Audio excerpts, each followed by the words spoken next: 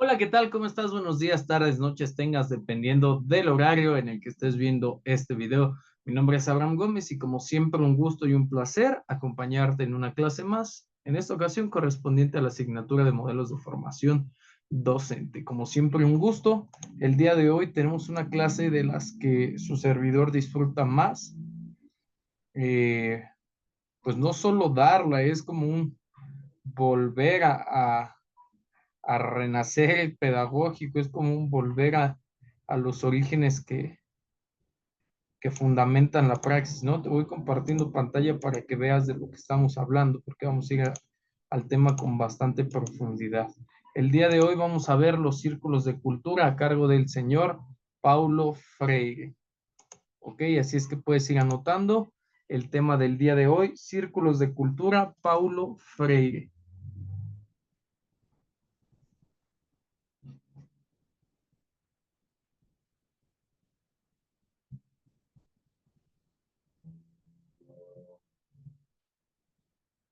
Ok, vamos a iniciar con el tema del día de hoy.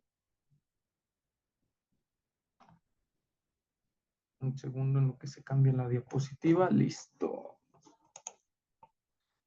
Vamos a revisar primero quién fue Paulo Freire, de qué fenómeno es del que estamos hablando para que podamos entender un poco más la vida del autor. Paulo Freire, hijo de una familia de clase media, media pobre, que no es lo mismo clase media alta que clase media pobre. Nacido en Recife, la ciudad de Recife, en Brasil, el 19 de septiembre de 1921. Vele anotando ahí, Paulo Freire, nacido en Recife, Brasil, 19 de septiembre de 1921.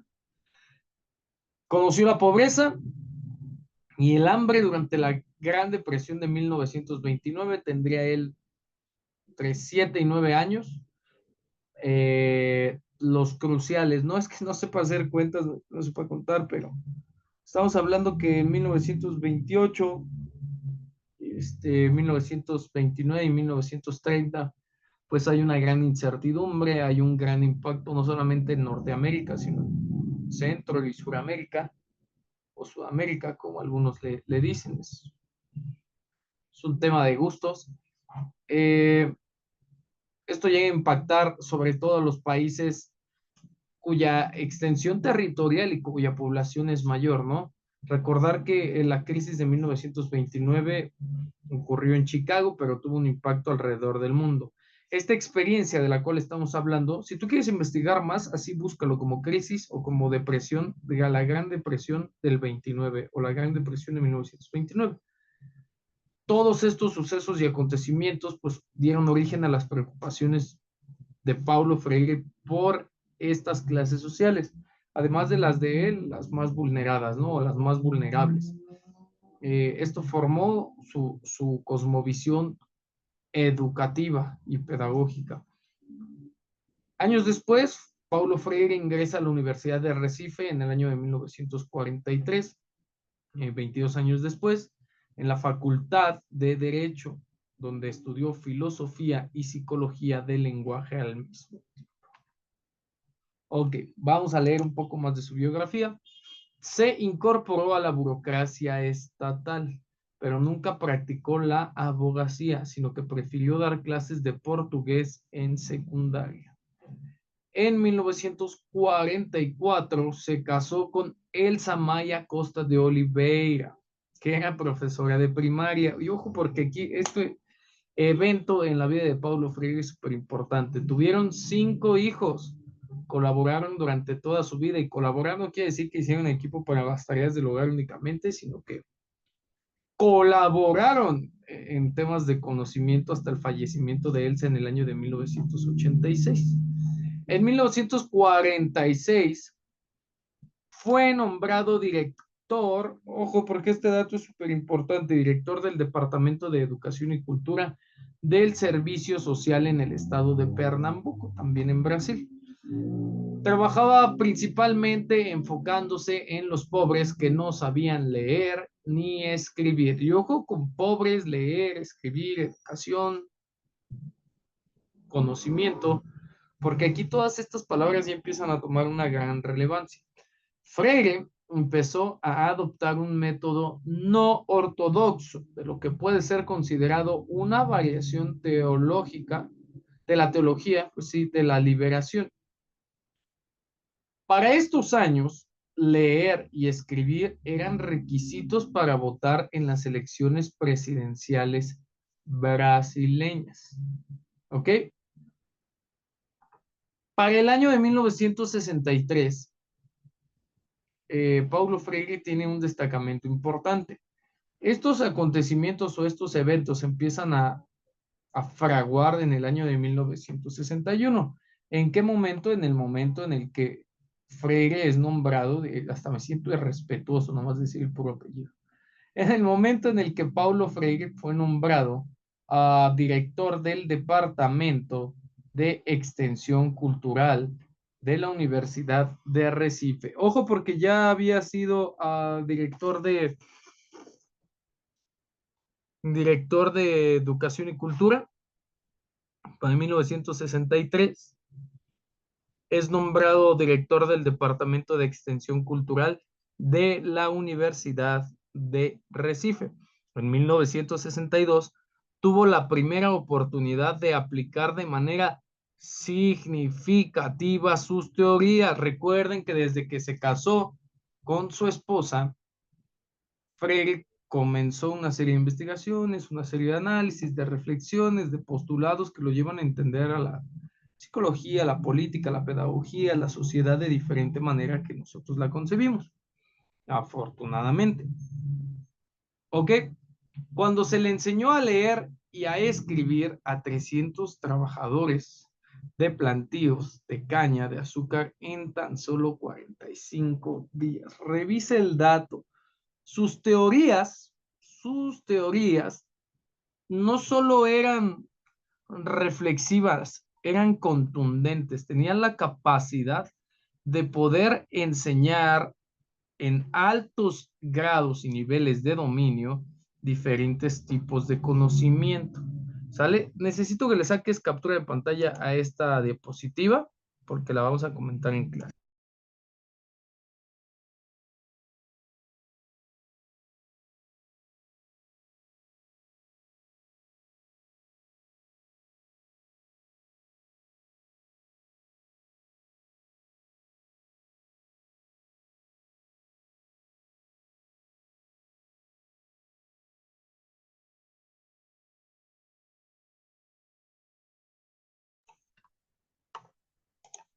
Ok, listo. Ahora, en respuesta a estos buenos resultados, el gobierno brasileño aprobó la creación de miles de círculos culturales en todo el país, que es el tema que vamos a trabajar precisamente el día de hoy. Pero ahorita te digo cómo va el asunto. Para el año de 1964, un golpe de estado militar puso fin al proyecto. Paulo Freire fue encarcelado bajo el cargo de traidor durante 70 días. Tras un breve exilio en Bolivia, trabajó, ojo, exilio en Bolivia, trabajó en Chile durante 5 años para el Movimiento Demócrata Cristiano para la Reforma Agraria y la Organización para la Alimentación y la Agricultura de las Naciones Unidas. Ya tuvo influencia en otros 2 países. Para el año de 1967, Freire publicó su primer libro, una verdadera joya. Si tú aún no lo has leído, te invito a que leas, a que consigas, a que investigues acerca de esta obra, la educación como práctica de la libertad. Este libro fue bien recibido y se le ofreció el puesto de profesor visitante en la Universidad de Harvard en el año de 1969. Ahí lo voy a dejar para que veas los tamaños pedagógicos de lo que estamos hablando. El año anterior había escrito su famoso libro, anótale bien y anótale en letras muy, muy, muy grandes. Pedagogía del oprimido, que fue publicado en inglés y en español en el año de 1970. Debido al conflicto político entre las sucesivas dictaduras militares autoritarias y Freire socialista cristiano, el libro no fue publicado en Brasil hasta 4 años más tarde, cuando el general Ernesto Geisel tomó control de Brasil e inició su proceso de apertura política no democrática. Para el año de 1997, el 2 de mayo, a sus 75 años, falleció Paulo Freire. Días antes de su muerte, esto es importante, anota la fecha de fallecimiento, 2 de mayo de 1977, a la edad de 75 años. Días antes de su muerte, él mismo aún debatía sobre las nuevas perspectivas de la educación en el mundo. Nunca dejó de trabajar, nunca dejó de enseñar, hasta el día de hoy. Su pensamiento pedagógico continúa vigente en nuestros días. Se considera que sus aportes sobre la alfabetización crítica emancipadora son un referente obligado en las nuevas aproximaciones socioculturales sobre la lectura y la escritura en el mundo contemporáneo. Así, por ejemplo, las teorías críticas y los nuevos estudios de literacidad recuperan buena parte del legado de Freire. Ojo acá. La pedagogía crítica, de la cual ya hablamos en otros temas, de la cual ya hablamos en otras clases, constituye un campo de docencia e investigación que ha tenido como impulsor principal a Paulo Freire.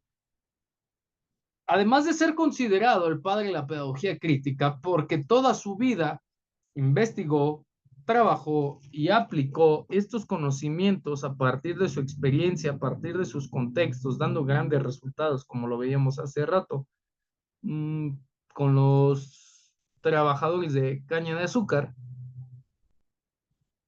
pues fue súper importante, súper importante. Ay, perdón, tantito.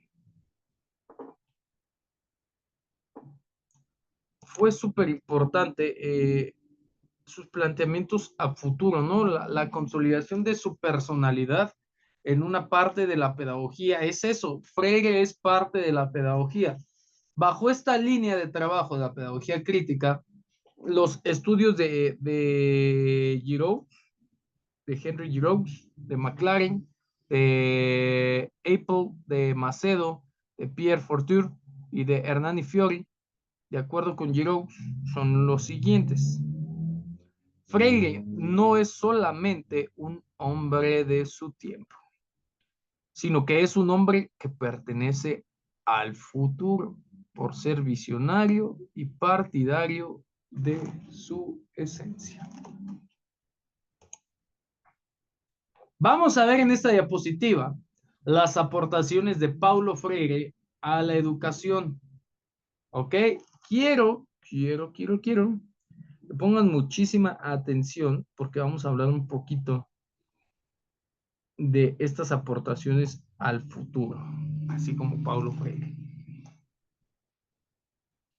Quedamos que Pedagogía del Oprimido es una obra de la década de los 70, probablemente su obra más famosa, de mayor impacto, puesto que en esos momentos estaba ya en Harvard y fue impresa en 2 idiomas y abordaba exactamente con mucha naturalidad y profesionalismo el contexto social que se vivía en esta parte del continente. ¿Ok? La obra habla sobre la opresión que existe de algunas clases dominantes hacia unas clases más bajas y cómo estas clases más bajas se pueden liberar a través de la educación. ¿Sí? Cómo pueden aligerar la carga o aminorar el yugo de estas situaciones. El diálogo liberador, otra de las obras, otra de las aportaciones, herramienta esencial para la educación que permite a los estudiantes tomar conciencia de su situación de opresión y actuar juntos para transformar. La pedagogía de la esperanza. Otra de sus obras importantes, enfocada en una educación centrada en la esperanza del estudiante de convertirse en un agente de cambio en sus comunidades.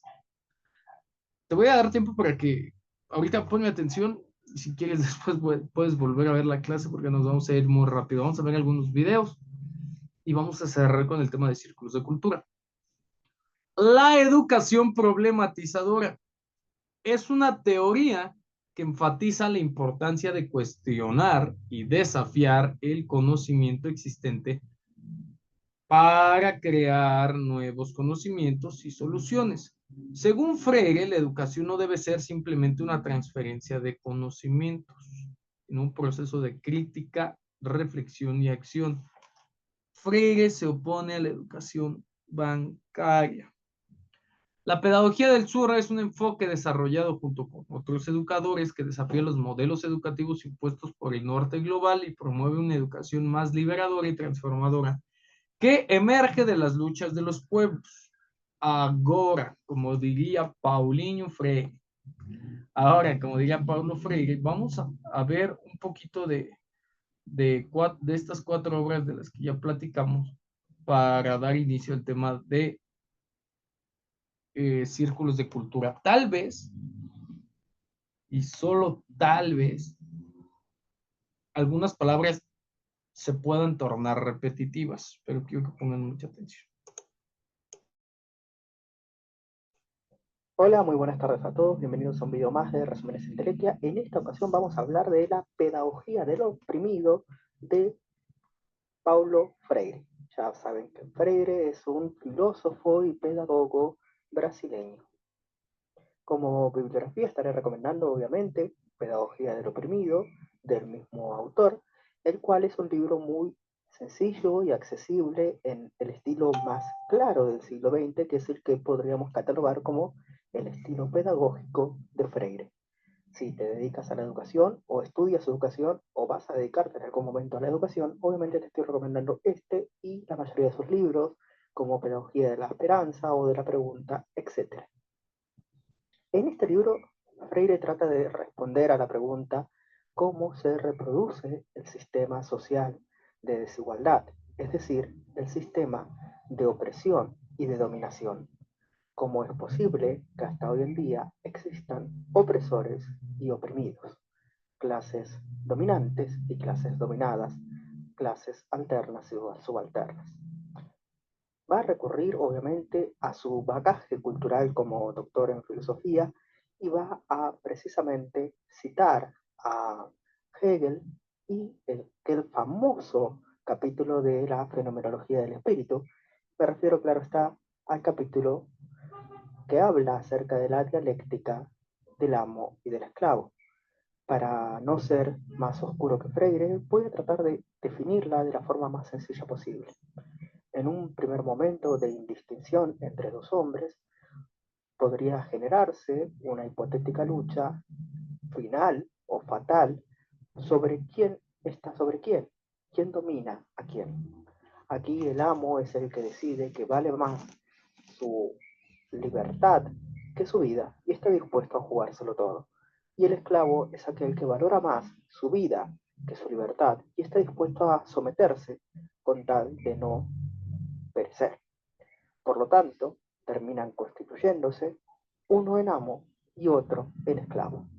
Entonces, el esclavo sirve en todo a su señor, a su amo, pero al servirle también se constituye intrínsecamente en ser humano, al constituir las artes, las ciencias, las técnicas y las prácticas para poder servir eficientemente a su amo. Y el amo ahora, reducido a simplemente un comedor, un bebedor, un saciador de sus deseos y sus instintos de la forma más elemental posible, servido en todo por su esclavo, se asemeja mucho más a la animalidad que a la humanidad. Entonces, ¿quién es el amo aquí? ¿Y quién es el ganador? ¿Quién es el vencedor en esta dialéctica del amo? Ok, vamos a parar un poquito aquí en esta parte de la dialéctica para entender que a partir de que la balanza esté inclinada para cualquiera de los dos lados, de manera positiva o negativa, muy claramente representada en el ejemplo, hay un momento, tal vez no lo menciona Freire y tal vez algunos no lo alcanzamos a comprender, pero existe un momento en el que el pasar de aquí a aquí, un 41-59, incluso un 50-50, 51-49, de otra forma, existe una relación. El pasar de aquí a aquí, todos los días, conlleva una relación. Seguimos. Muy del esclavo. Claramente se han invertido los papeles. Por lo tanto, concluye Freire, el opresor en una relación, ya sea esta relación dominante, política, económica, de sexos o incluso en la pedagogía, no es solamente quien oprime, también deshumaniza al que le cree subalterno o inferior al relegarle a un lugar de esclavitud. Pero a su vez, de esta forma, denigrando al que supuestamente quería su reconocimiento, su respeto, su obediencia, le deshumaniza y por lo tanto se deshumaniza a sí mismo, ya que no reconoce en el otro un par, sino un inferior. Y si busco el reconocimiento de un inferior, entonces me relego a su mismo lugar. De la misma forma, el oprimido en esta relación no es solamente quien está deshumanizado, sino el que anhela desde su punto de vista de la absoluta opresión, sumisión, marginalidad, pobreza y precisamente todo tipo de carencias, llegar a ser el opresor, llegar a ocupar ese lugar del opresor y por lo tanto de esa forma se deshumanizaría completamente a sí mismo. Esto es lo que Freire define como el kit de la cuestión de por qué se reproduce el sistema de opresión y la desigualdad y precisamente la exclusión. El hecho de que todos llevamos al opresor dentro. En la misma constitución de nuestra subjetividad como oprimidos, llevamos la huella o la marca de la opresión en el profundo anhelo de llegar a ser nosotros mismos los opresores. Por lo tanto, la única vía o la única respuesta a esto es no acabar, eliminar o erradicar al opresor, sino precisamente en humanizarnos a nosotros mismos y en humanizar al opresor como horizonte de esperanza y de igualdad. Hasta aquí nuestro brevísimo, curioso y caótico repaso por la pedagogía. Ok, vamos a entender en esta parte de opresor y oprimido, en esta relación dialéctica, que más allá de que uno oprima al otro y que uno esté en el poder, durante un proceso de convivencia o de supervivencia se entablan relaciones, como lo veíamos hace un momento. Se entablan relaciones y estas relaciones a la larga nos llevan a la codependencia o a la dependencia el uno del otro, porque en el momento en el que uno deja de existir, empiezan a generarse diferentes situaciones a favor o en contra de cualquiera de las dos partes. La idea central es que uno se acostumbre al otro. Paulo Freire habla de humanizar. Cuando hablamos sobre humanizar, hablamos sobre precisamente esto que te estoy diciendo, tener una relación de seres humanos, una relación entre personas, una relación en donde ambos dos entiendan que necesitan el uno del otro. Mira qué interesante es este concepto para todo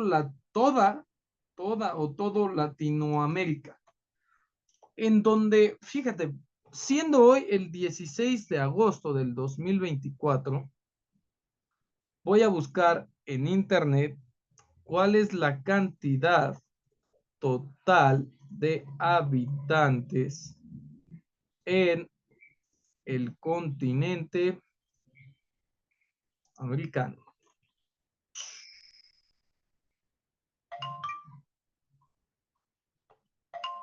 Espérame, deja checo el dato. Híjole, porque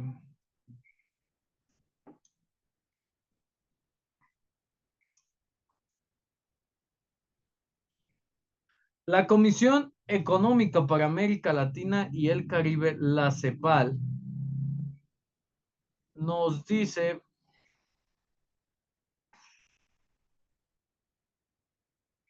no, ni siquiera estoy cerca. Mira, te voy a dar el dato. En el 2016, estamos hablando de hace 8 años, 1.002 miles de millones de personas. Dame oportunidad de corregir.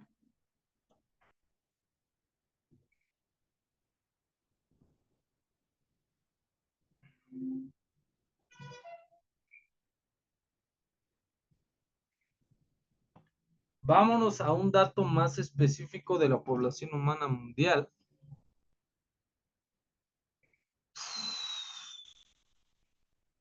Siendo Estados Unidos el país más poblado,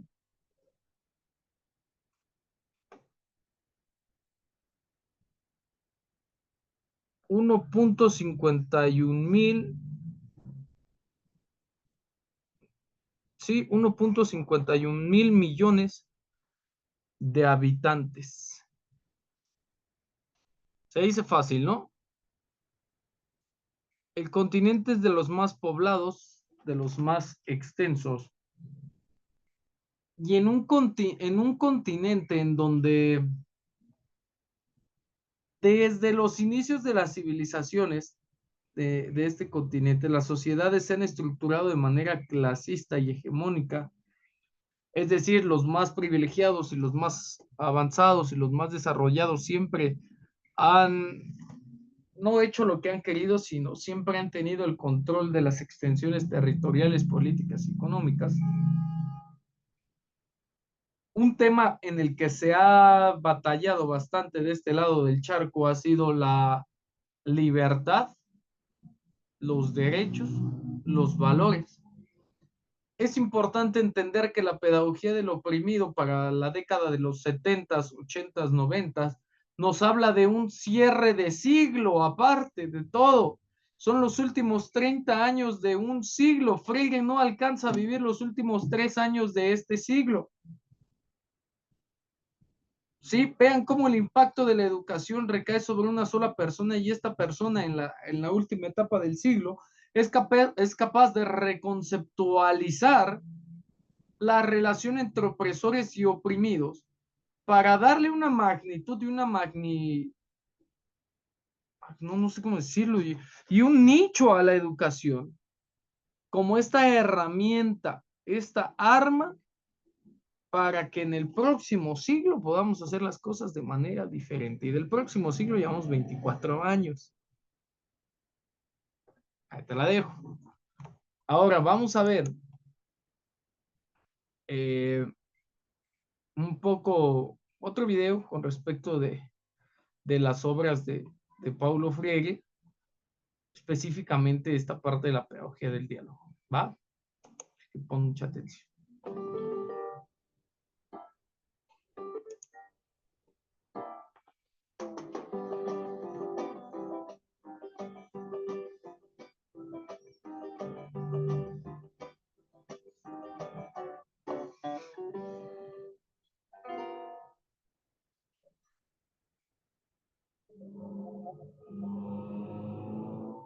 Paulo Freire, Pedagogía del Diálogo.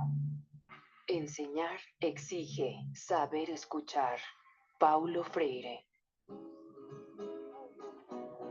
Para nosotros, mapuches del sur de América, quechuas de los Andes, nahuas de Mesoamérica, guayús de la Guajira, la escuela ha sido principalmente tristeza y socavación de lo que somos. A cuento de la unidad de nuestras naciones y de la modernización, nuestra realidad educativa ha sido la represión de nuestras lenguas hasta casi su aniquilación. La imposición del castellano no solo fue la adquisición de otra lengua. Las lenguas no llegan solas. La palabra del poderoso se impuso en la escuela como única expresión válida, y con ella un mundo ajeno a nuestra identidad y a nuestra cultura.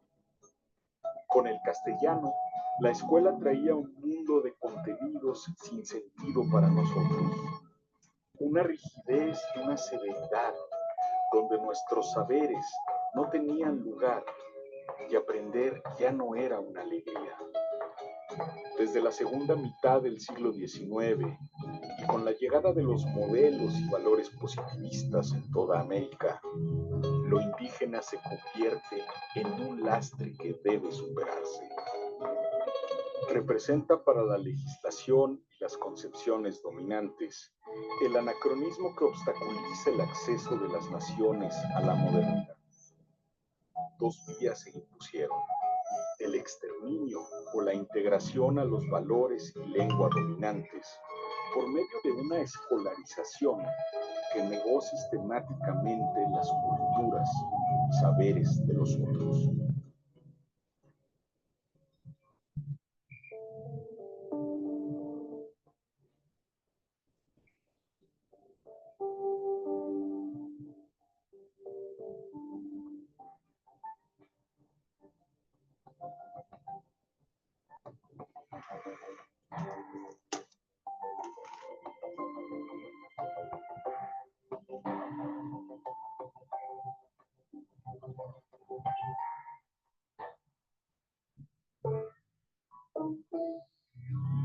Enseñar sin diálogo es educar para la opresión.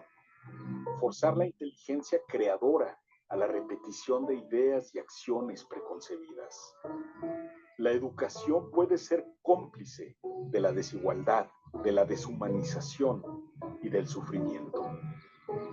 Es cómplice cuando pone todo el conocimiento de un lado y supone que la ignorancia y la carencia están del otro. Los que saben y los que no saben.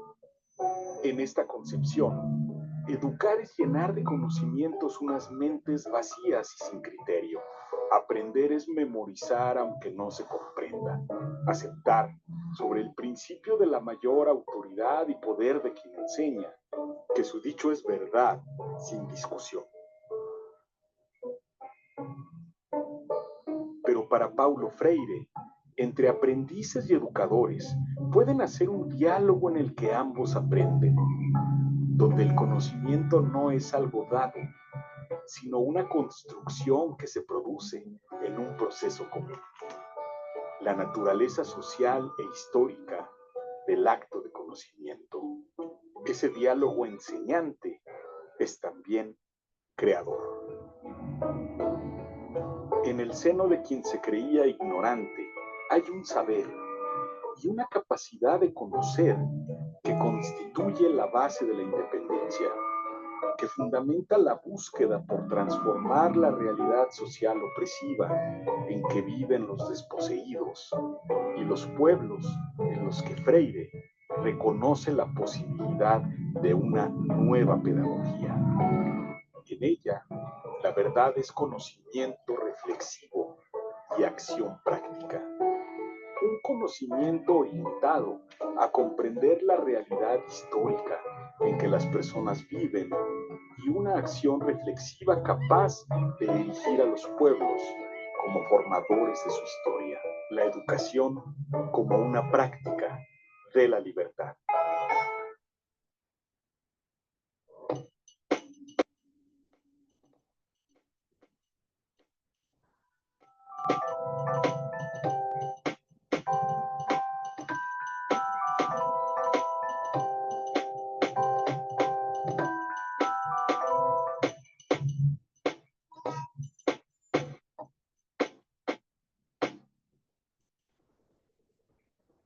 La educación popular tuvo su mayor intensidad en la década del 60 en Brasil, en el contexto de represión y autoritarismo del régimen militar y unas condiciones de extrema pobreza, desigualdad y el abandono de la educación por parte del Estado. En esas circunstancias, no solo resiste, sino que se despliega el proyecto de la educación liberadora. Comencé muy joven en la alfabetización popular. Pensé que enseñaría a los campesinos lo que aprendí en la escuela, pero no era así. Se borró el límite entre enseñar y aprender. Aprendía cuando enseñaba, Antes de enseñar las letras, nuestras reuniones eran sobre su vida. Comenzábamos con un dibujo de un hombre que trabaja. Entonces ellos nos enseñaban todo lo que eso implicaba, las relaciones del campo, las tradiciones de los campesinos, su relación con los patrones. Las palabras estaban llenas de un mundo que yo desconocía. Esos campesinos pobres y analfabetas me traían una cultura. Así, la palabra trabajo se llenó de las duras e injustas condiciones de esos trabajadores, pero también de las posibilidades de organizarse y transformarlo en un impulso creativo y dignificador. Para leerlo, teníamos que dialogar, y en ese diálogo creábamos el mundo, y con él nos creábamos a nosotros mismos. Paulo Freire, Pedagogía del Diálogo. Enseñar exige saber escuchar. Paulo Freire.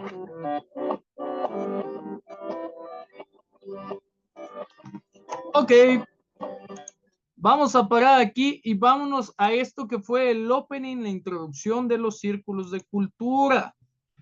Piaget dice, Lev Vygotsky afirma, ájale, ya me traigo por acá.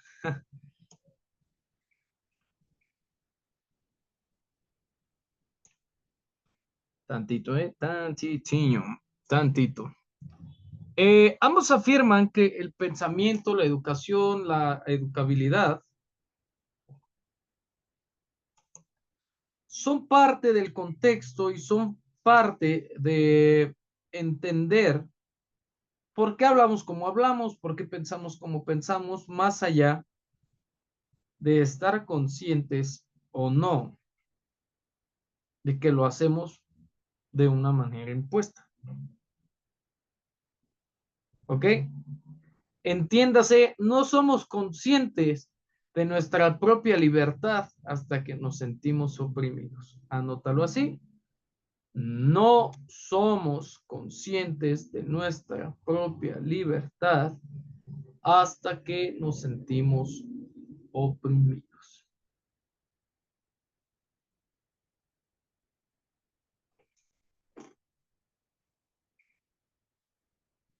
Dame un segundo. Ok, vamos a partir de esta premisa para entender qué son los círculos de cultura. Ya entendimos mucho sobre Freire y digo mucho y poco, ¿no? Porque entender a Freire en una sola clase es reducir la clase a todo y nada, ¿no? Desde esa misma perspectiva, pero sí es importante que sepamos que estos círculos de cultura, además de ser una técnica, una estrategia, una metodología, es el enriquecimiento mismo de la cultura. Años antes, el maestro de la juventud de América, mejor conocido como José Vasconcelos, nos decía o nos legaba o nos dejaba la frase, tanto hace por la cultura quien la crea como quien la difunde. De ese tamaño, repito, el maestro de las Américas, nombrado de pila como José Vasconcelos, nos legaba la frase, tanto hace por la cultura quien la crea como quien la difunde. En este sentido, para los años de 1970, los últimos años del siglo que ya platicamos, llega Paulo Freire y considera la cultura, conjunto de valores, costumbres, tradiciones heredadas de una generación mayor a una generación menor. ¿Ok? Él consideraba todo esto como una capacidad transformadora de la realidad. Respeta o respetando el proceso que hace a la persona sujeto al decir su palabra. Quiero que veas la imagen de la derecha y sigamos. Se consigue en la liberación, liberándonos de estereotipos, dogmas, liberándonos de prejuicios, de posiciones, de roles y funciones. No en la reproducción, sin más de un hábito tradicional o de un elemento cultural cualquiera. La cultura, pues, no se puede plantear en términos abstractos y al margen de la realidad cotidiana del hombre y la mujer. De ahí su relación intrínseca con la educación. ¿Ok? En el momento en el que dos personas están inmiscuidas en algún tipo de relación que conlleve pues, realizar actividades de otro estilo, ajenas a la hegemonía, hay un proceso educativo. ¿Ok? Repito, la cultura viene de la nueva consideración que Freire tiene sobre cada una de estas perspectivas que acabamos de ver. Sale la relación intrínseca con la educación del hombre y la mujer en la vida cotidiana. En la línea de un planteamiento liberador, concientizador, crítico y transformador de la realidad, Freire utiliza el concepto de cultura como modelo cultural o acción cultural para describir una situación de hecho. Todas las culturas se forman por aquellos hombres y mujeres que componen una cantidad o una extensión territorial determinada. Por eso el autor enfrenta dos modelos culturales, uno que mantiene la situación establecida y otro que aparece a partir de la lucha por la libertad y la transformación de la realidad. Es decir, uno que es impuesto y otro que es elegido. Freire utiliza este término de manera ambivalente, en dos vías. Por un lado, se refiere a la cultura en cuanto a un modelo cultural o acción cultural. Define el tipo de sociedad y de actitud en cuestión utilizando el término desde una consideración relativa. Por otro lado, utiliza el término cultura en un sentido original, acepción que es la que nos interesa ahora y que en su pensamiento aparece plenamente caracterizada, propiamente dicha. En este primer sentido se plantea una oposición de modelos culturales. Ya existe una acción cultural heredada de generación en generación para mantener la opresión. Engendra una cultura del silencio. Y hay otro modelo cultural, una acción cultural para la liberación por medio de la transformación de la sociedad, es decir, un ideal cultural. La historia superando las situaciones de opresión y de deshumanización, algo aceptado. Las dos formas de acción cultural son antagónicas, una no puede convivir con la otra. La acción cultural para la libertad se caracteriza por el diálogo.